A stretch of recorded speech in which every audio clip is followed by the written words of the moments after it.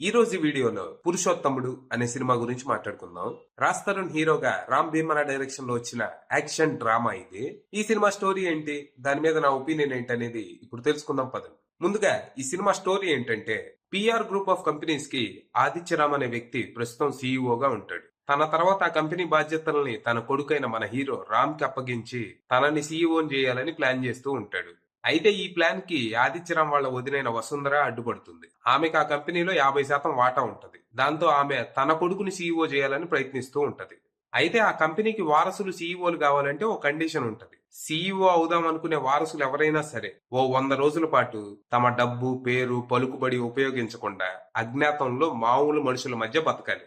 అలా బతకలేని పక్షంలో సీఈఓ అయ్యే అవకాశం తదుపరి వారసులకు వెళ్తది. ఇక ఈ ఛాలెంజ్ ని యాక్సెప్ట్ చేసిన మన హీరో రామ్ బిచ్చగాళ్ళు విజయ్ యాంటోనీలా విలాసాలన్నీ వదిలేసి రోడ్డు మీద అడుగు తినటం మొదలెడతాడు. మరి తర్వాత ఏం జరిగింది? మన హీరో 100 రోజులు అజ్ఞాతంలో ఉండగలిగాడా? ఉంటే ఆ 100 రోజులు తను ఏం చేశాడు, ఎలా బతికాడు, ఈ ప్రయాణంలో తను నేర్చుకున్న పాఠాలేంటి, చివరికి పిఆర్ గ్రూప్ ఆఫ్ కంపెనీస్ కి మనోడు సీఈఓ అయ్యాడా లేదా అనేది మీరు సినిమా చూసి తెలుసుకోవాలి. ఇక ఈ సినిమా నాకైతే పెద్దగా నచ్చలేదు. అంటే అక్కడక్కడ కొన్ని సీన్స్ బానే ఉన్నాయి గానీ, ఓవరాల్ గా మాత్రం అటు ఎమోషనల్ యాంగిల్లో గానీ, ఇటు ఎంటర్టైన్మెంట్ యాంగిల్లో గానీ సినిమా పెద్దగా ఆకట్టుకోలేదు. సినిమా స్టోరీ పాయింట్ బానే ఉంది. పుట్టినప్పటి నుంచి ఏ కష్టం తెలియకుండా విలాసవంతంగా సుకుమారంగా పెరిగినవాడు ఒక్కసారిగా అన్ని వదిలేసి సాధారణ జీవితం గడపాల్సి వస్తే ఎలా ఉంటది, తను పడే కష్టాలు ఎలా ఉంటాయి అనేది ఇంట్రెస్టింగ్ పాయింటే. కానీ ఇక్కడ హీరో ఏమన్నా కష్టాలు పడితే కదా మనం కనెక్ట్ అవటమో, అయ్యో పాపం అంటమో చేస్తాం. ఇక్కడ హీరో ఏమో హ్యాపీగా ఏదో విలేజ్ లో వెకేషన్ అన్నట్టు ఎంజాయ్ చేస్తాడు. దాంతో తన కష్టాలకు మనం పెద్దగా కనెక్ట్ కాం. ఇక తన క్యారెక్టర్ కి ఇచ్చే బిల్డప్లు గాని, ఎలివేషన్లు గాని, తను చెప్పే డైలాగులు గాని అన్ని చాలా ఓవర్ గా అనిపిస్తాయి. ఇలాంటి ఓవర్ బిల్డప్ సీన్లు స్టార్ హీరోలు చేస్తేనే కొంచెం ఇబ్బందిగా ఉంటది. అలాంటిది అప్కమింగ్ హీరోకి ఎందుకు ఇవన్నీ? ఇంత హెవీ క్యారెక్టర్ కి రాజ్ తరుణ్ అయితే అస్సలు సెట్ కాల.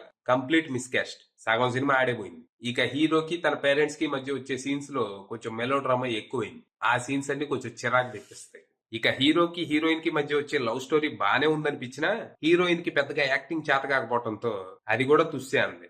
ఇక విలన్ క్యారెక్టర్ ఆర్క్ అయితే ఎంత సిల్లీగా ఉంటుందో అసలు. సినిమా అంతా విలన్ హీరోని ఎలా చంపుదాం అని రకరకాలుగా ప్లాన్లు వేస్తా ఉంటాడు. తన క్యారెక్టర్ ని కూడా మహా వేస్ట్ గాడు అన్నట్టు చూపిస్తారు. తన మాట తీరు గాని, ప్రవర్తన గాని అన్ని ఈడు చెత్తనాయాలు అనేలా ఉంటాయి. ఈ క్యారెక్టర్ కి లాస్ట్ లో రిడెంప్షన్ ఎలా ఉంటుందో తెలుసా? క్లైమాక్స్ లో అంట విలన్ వాళ్ళ అమ్మ వచ్చి విలన్ ని కొట్టి, ఏంట్రా ఈ పనులు, మనుషుల్ని చంపుతావా, తప్పు కదూ అనిద్దంట.